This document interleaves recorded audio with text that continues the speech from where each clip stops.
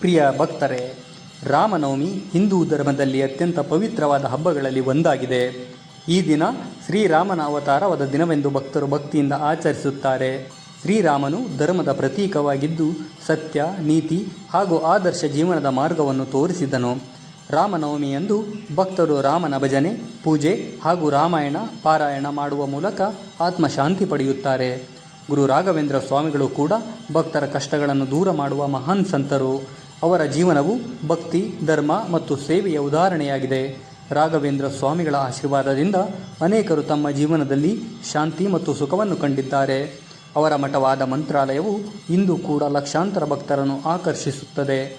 ರಾಮನವಮಿಯಂದು ಗುರು ರಾಘವೇಂದ್ರ ಸ್ವಾಮಿಗಳನ್ನು ಸ್ಮರಿಸುವುದು ವಿಶೇಷ ಮಹತ್ವ ಹೊಂದಿದೆ. ಶ್ರೀರಾಮನ ಆದರ್ಶಗಳನ್ನು ಪಾಲಿಸುವಂತೆ ಸ್ವಾಮಿಗಳು ನಮಗೆ ಬೋಧಿಸುತ್ತಾರೆ. ಅವರ ಕೃಪೆಯಿಂದ ಭಕ್ತರ ಇಚ್ಛೆಗಳು ಈಡೇರಬಹುದು ಎಂಬ ನಂಬಿಕೆ ಇದೆ. ಈ ಪವಿತ್ರ ದಿನದಲ್ಲಿ ರಾಮನನ್ನು, ರಾಘವೇಂದ್ರ ಸ್ವಾಮಿಗಳನ್ನು ಭಕ್ತಿಯಿಂದ ಪೂಜಿಸಿದರೆ ಮನಸ್ಸಿಗೆ ಶಾಂತಿ, ಜೀವನಕ್ಕೆ ದಾರಿ ದೊರೆಯುತ್ತದೆ. ಹೀಗಾಗಿ ರಾಮನವಮಿ ದಿನವು ಧರ್ಮ, ಭಕ್ತಿ ಮತ್ತು ಆಶೀರ್ವಾದಗಳ ಸಂಯೋಗವಾಗಿದ್ದು ಪ್ರತಿಯೊಬ್ಬರೂ ಇದನ್ನು ಸಂತೋಷದಿಂದ ಆಚರಿಸಬೇಕು.